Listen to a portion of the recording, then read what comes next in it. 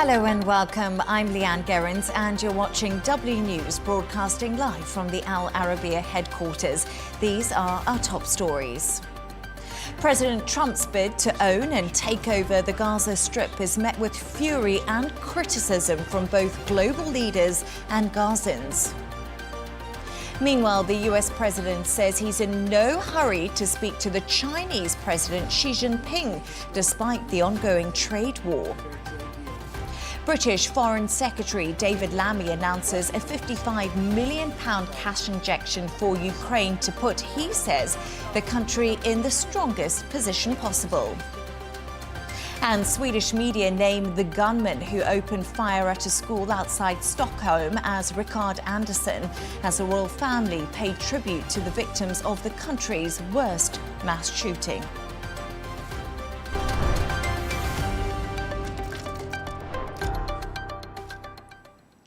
To our top story, and President Trump's comments over the future of the Gaza Strip continue to make headlines. During a joint press conference with Israeli Prime Minister Benjamin Netanyahu, Trump told reporters the US planned to take over the war-torn area, turning it into the Riviera of the Middle East after resettling Palestinians. The US president has been accused of ethnic cleansing, and his words have been condemned by Egypt, Jordan, and other US allies who believe relocating Palestinians from Gaza would undermine Middle East stability and the long-term push for a two-state solution. Here's a reminder of Donald Trump's announcement. The US will take over the Gaza Strip, and we will do a job with it, too. We'll own it and be responsible for dismantling all of the dangerous unexploded bombs and other weapons on the site, level the site and get rid of the destroyed buildings, level it out, create an economic development that will supply unlimited numbers of jobs and housing for the people of the area. Many Palestinians on the Gaza Strip have been reacting to Trump's announcements. Here's exactly what some of them had to say. This call for displacement is not new. Many plans talked about this issue and failed. Of course, the plans of US President Donald Trump will fail because Gazans hold on their land, country and soil of their nation. This president, who's called Donald Trump, comes to us with a new method to displace us from our country, where we are rooted. This is our land. We will not get out of it.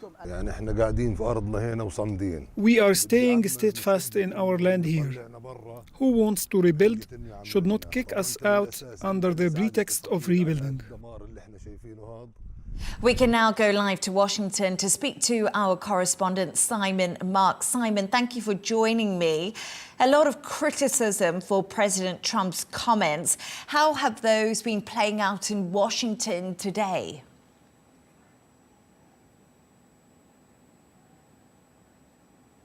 Well, a lot of surprise here in Washington, of course, Leigh Ann, because the White House had not telegraphed that Donald Trump was going to make that announcement. In the East Room of the White House, reporters were stunned when it was first articulated by the American president.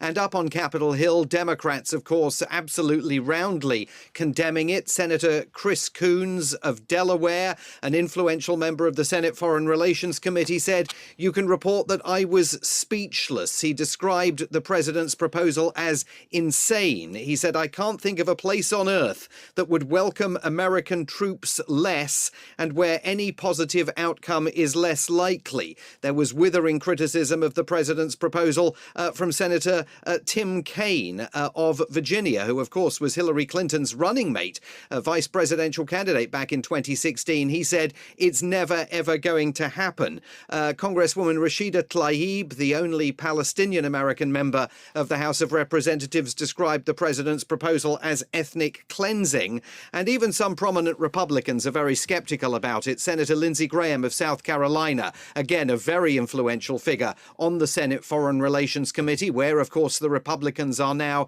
in the majority, said that he sees complexities with the president's proposal. He describes it as problematic on many, many levels. But the Speaker of the House of Representatives, Mike Johnson, says he thinks it's interesting and he wants to hear more details about it. He is not the Republican leader in the House of Representatives shutting the door on the president's idea. Yes, Simon, I think a lot of people were surprised when Donald Trump made those comments. But let's go to one of the complex issues. He didn't rule out sending US troops to Gaza to help facilitate his takeover plan. Tell us what he did say about this. I know he got a flurry of questions after his remarks.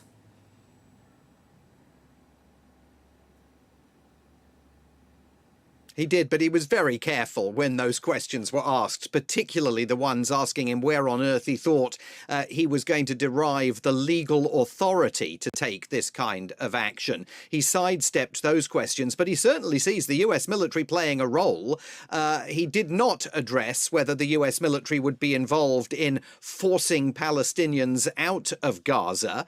Instead, he simply says, well, the Palestinians will see this as a great idea because how on earth could they possibly want to continue living in Gaza? But he indicated the military would go in, level Gaza, flatten it, make it safe, clear all the debris and prepare it, presumably then for private enterprise to move in and build all sorts of coastal facing apartment blocks, businesses, condominiums and private clubs on the Gaza shore looking out over the Mediterranean. But what sort of military deployment he envisages, he has not detailed. And of course, this is a president who has spoken relentlessly up until now about withdrawing the US military from entanglements in far off and distant parts of the world. So it's not clear how that suggestion of military involvement and engagement chimes with his broader doctrine on the use of the military. Simon, how have Middle Eastern nations and Western allies reacted to his comments? Because we know that many countries are nervous because they're relying on the US and Trump. And obviously, we've seen him with tariffs. Is this a negotiating tool?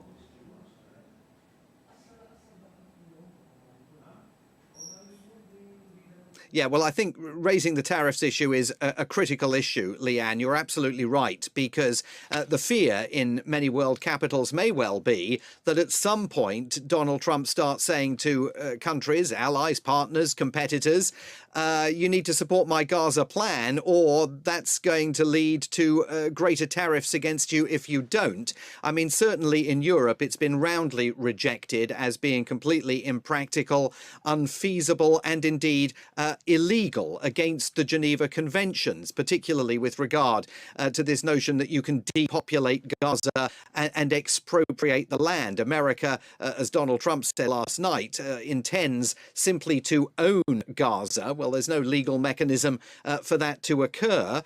The government in Saudi Arabia expressed its unequivocal rejection of attempts to displace Palestinians and reiterated that it would not normalize ties with Israel in the absence of an independent Palestinian state. And remember that last night Donald Trump, to all intents and purposes, indicated that a two-state solution is no longer a bedrock of foreign policy under his leadership. The Egyptian Foreign Ministry said that aid and recovery programs for Gaza must begin without the Palestinians leaving. And one of the issues was the phraseology that Donald Trump used last night. He talked about Palestinians going back to Gaza.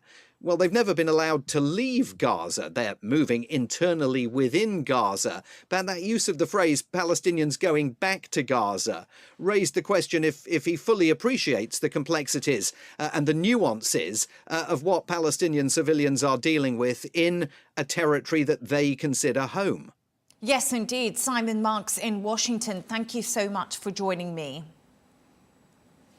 Now, as Simon mentioned, Saudi Arabia has said it would not establish ties with Israel without the creation of a Palestinian state.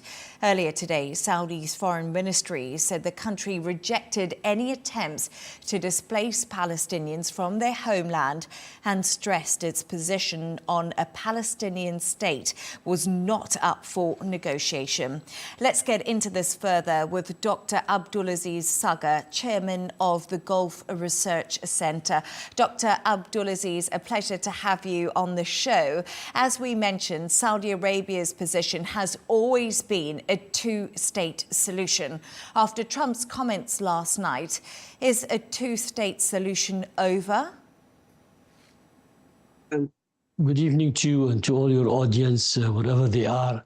I think we were all shocked to hear what President Trump had said last night. This is why the Saudi response to such a statement came immediately after 3 hours of that statement in the end of the night for us in this part of the world.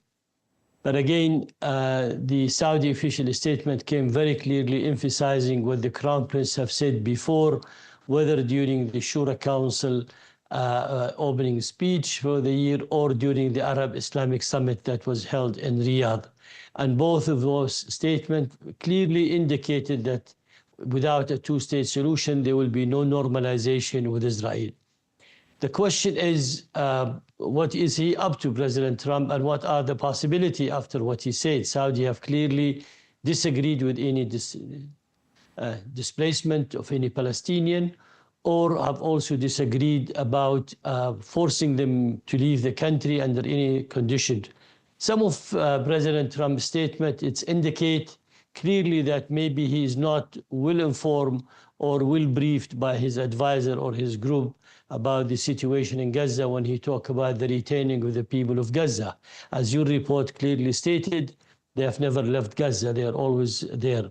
But having that position, it was not only Saudi Arabia, it was country in the European side and Australia, on the France, Spain, many countries on the Arab world and outside the Arab world have criticized this sort of idea has been said by President Trump about the displacement of the Palestinian and the US replacing them in Gaza.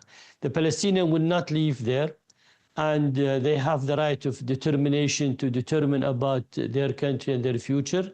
And by the way, in 1948, it is the right, self-right of determination was the only means that the Israelis have used to get a recognition at the UN and to create their own state.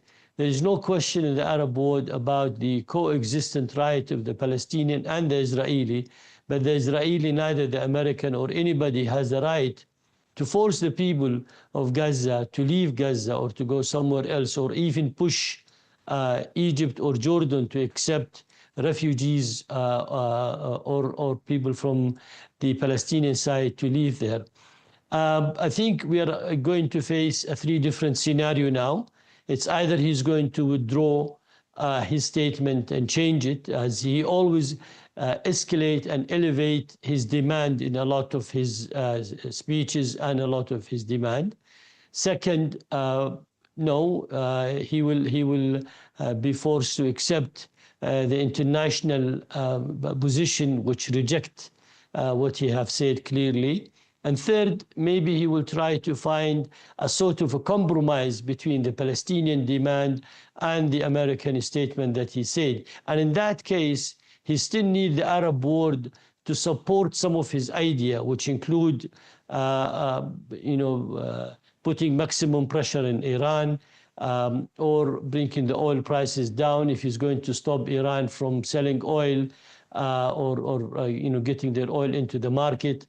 Who will replace that? So he cannot do, even in the Ukrainian-Russian crisis, he still is going to need the Middle East to be part of, this sort of solution.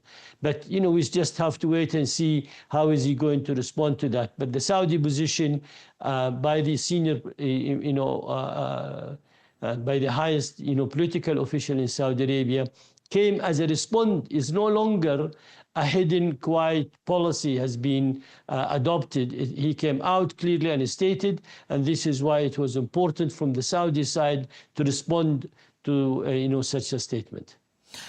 Doctor, we know Benjamin Netanyahu would like to do a normalization deal with the Arab world, and Saudi Arabia would be a really important part of this.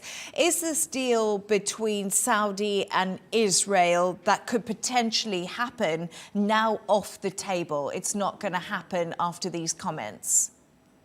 Well, after these comments, baby Netanyahu and Trump need to understand that there will be no changes in the position. What has been, this position of Saudi Arabia has been stated to the previous administration and to the current administration. The change came from their side, from Trump's side, not from the Saudi or the Arab, the Palestinian side. They all accepted a two-state solution. They all accepted the Arab initiative. And the fact that he is saying there is no more two-state solution, maybe he means physically because of the damage that America have allowed Israel to destroy more than 86% of the housing in Gaza. But I think the Gaza people are willing to stay where they are and to find the temporary accommodation and to deal with all their life requirement until they're able to rebuild their houses and to stay there. They will never leave their country. They rather die instead of leaving. And unfortunately, the US have allowed the Israeli to go in full-fledged and kill and do a completely genocide murder in Gaza by killing 50,000 people, and more than 120,000 still are injured badly. And we are still, honestly, we are shocked to see US endorsing such a behavior from the Israeli side like this. But there will be no normalization unless there is a viable Palestinian state acceptable to the Palestinian. Where does this leave the second stage of the ceasefire deal? Will Hamas now think the rules of engagement have changed? Well, they have the right to think about that in case if they do, but I think Hamas still will fulfill, in my opinion, they will still fulfill their obligation because they need to get their people out, and they wanted also to appear in front of the international community that they have delivered what they promised to do. Dr. Abdulaziz Saqr, Chairman of the Gulf Research Centre, thank you very much for joining me. Thank you. Thank you.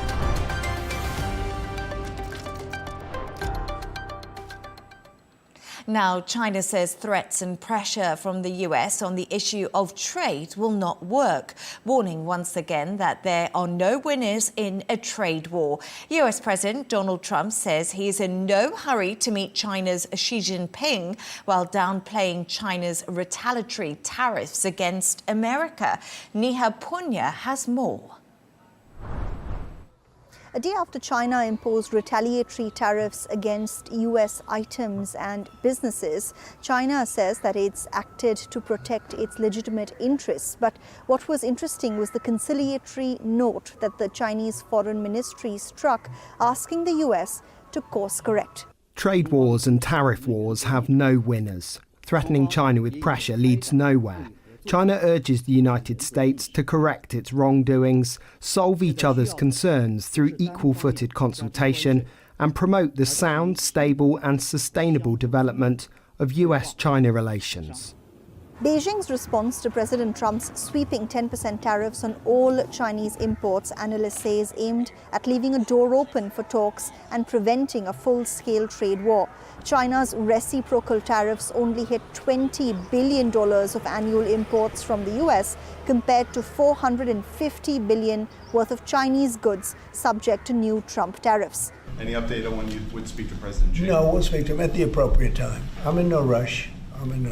The White House says a call between both presidents still needs to be scheduled, but that President Xi did reach out to Donald Trump to, quote, maybe begin a negotiation. A call between the two leaders, when and if it even happens, is now being seen as a crucial moment to prevent an escalation. The US president halted tariffs against Mexico this week after holding talks with his Mexican counterpart in exchange for border security concessions. When asked for a reaction to China's reciprocal levies, all Donald Trump said was, "That's fine."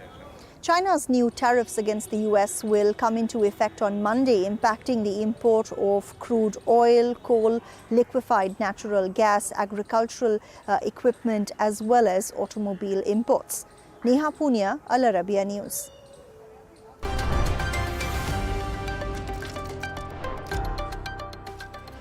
Let's take a look at some of the other stories making the headlines today. The Trump administration is putting all staff at the United States Agency for International Development on administrative leave from Friday. The directive, which impacts thousands of workers, was posted on the USAID website and ordered them to return to the US. Trump and his advisor Elon Musk announced they were dismantling the agency, which dispenses billions in humanitarian aid. Now, the first US flight deporting migrants to Guantanamo Bay has landed in Cuba. It follows an executive order from President Trump to tackle illegal immigration. Trump plans to use the US naval base as a holding center, housing up to 30,000 deportees. Police continue to search for armed men in Brussels after a shooting outside a metro station in the city this morning. CCTV footage of the incident shows two men wearing balaclavas and carrying weapons outside the entrance of the Clemenceau station. No one was injured, but police have warned the suspects may still be in the metro tunnels. One person is dead and 5 others wounded after a shooting at a cosmetics warehouse in Ohio. New Albany's police chief has described the incident as a targeted type of attack and have named the suspected gunman as Bruce Reginald Foster. And heavy metal group Black Sabbath are reuniting for one last time. They'll headline a fundraising concert in Birmingham this summer, their first performance together in 20 years. Ozzy Osbourne, who has Parkinson's and spinal injuries, will play a short solo set first. He said he's determined to put on one final show.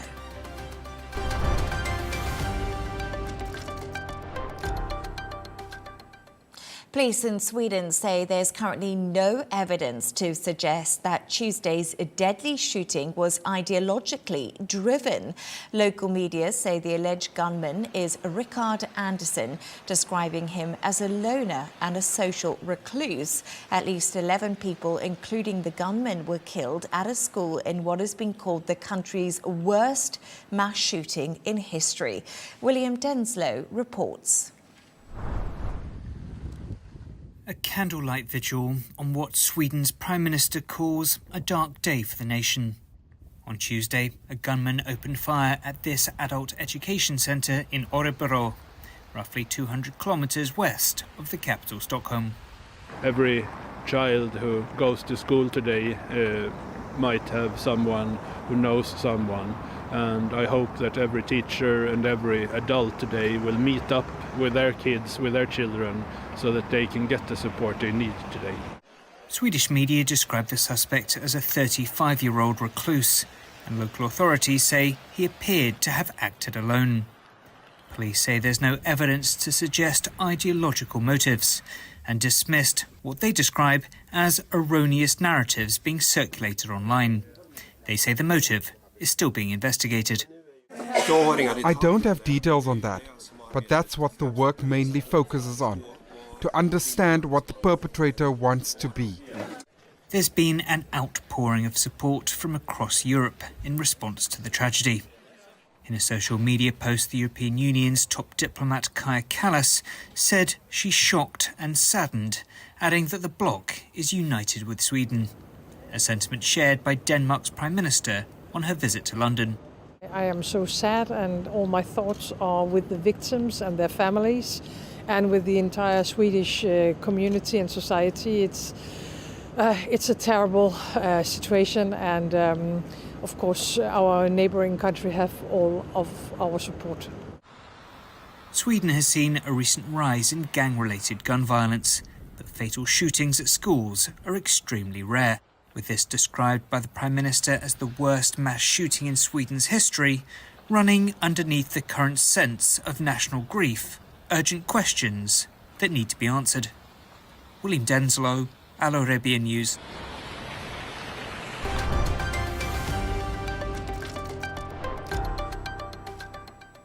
Now, the British Foreign Secretary David Lammy is in Kyiv today as he announces a further £55 million in financial aid. Lammy has met with Ukrainian Prime Minister Zelensky to discuss plans on how the UK can continue supporting Ukraine.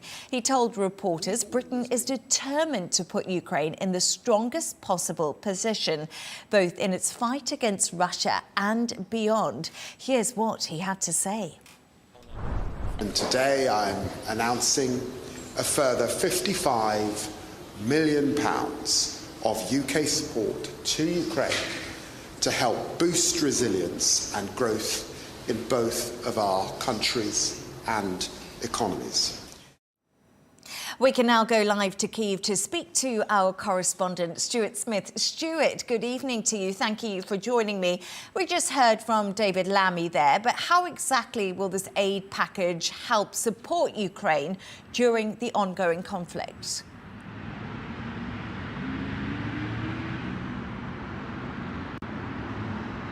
Well, this is effectively a follow-up visit from Keir Starmer, the British Prime Minister, visiting 2 weeks ago to see how this new 100-year partnership is going. And the new money that was announced today makes up around 1% of what the UK has already promised to Ukraine, either via credit or in direct aid in terms of non-military assistance. So it's nothing by no means substantial compared to what it's already given, but it will do a few things that David Lammy, the Foreign Minister, outlined while he was here. He says it's around $4 million extra to Ukraine to help it export its grain, notably to Syria, which is one of the locations that Russia has also been exporting Ukrainian grain from some of the territories it annexed. The UK would like to see with Ukraine that its grain is going to destinations around the world and not stolen grain, which the Russians are taking from the country. Another part of this deal is around $12 million to small and medium businesses in Ukraine, and a final component, $31 million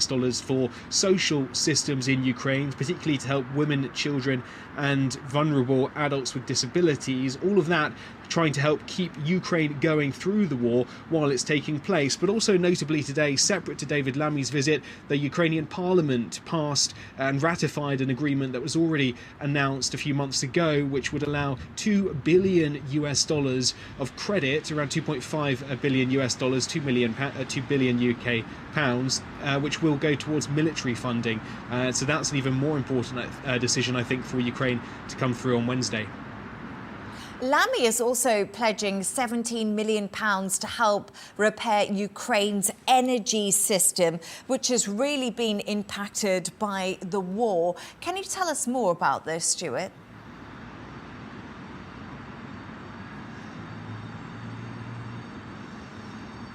Yeah, the frequent attacks against Ukrainian energy systems are one of the biggest problems for citizens trying to endure this war in Ukraine. It's notable because especially during this time of year when it's incredibly cold, it does a lot to keep people in great discomfort. And so the quick repair and also improvement of energy systems in Ukraine is something that Kyiv is desperately after, and this new funding is going to help towards that. But notably, and this is also part of David Lammy, the Foreign Minister's intention here, will involve investing in new types of technology, new energy systems, notably low-carbon energy systems, which he's also saying is an opportunity for UK business, as well as going towards helping Ukraine.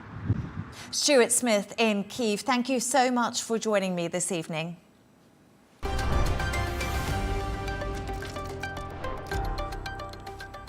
Let's take a look at the top business news.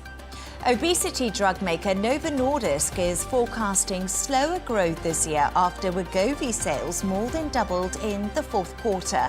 Analysts and investors are describing the results as good enough to ease nerves about the stiff competition from the rival Eli Lilly. Nissan is pulling out of its deal with Honda to combine both brands and regain global competitiveness. According to the Nikkei newspaper, the pair had been negotiating the terms of a tie-up which would have brought the two brands under a single holding company in 2026. The two competitors failed to reach a consensus after 7 weeks of talks. Turning to sports now, and Donald Trump will make history this weekend by becoming the first sitting president of the United States to attend the Super Bowl. The Kansas City Chiefs will take on the Philadelphia Eagles on Sunday at the Caesars Superdome in New Orleans. And arguably one of the world's greatest footballers, Cristiano Ronaldo, turns 40 today. While most athletes are either retired by this age or struggle to perform at a top level in their fifth decade, there are hardly any such concerns with the Portuguese football star. Ronaldo scored 2 goals for Al Nassr, defeating the UAE's Al Wasl 4-0 on Monday.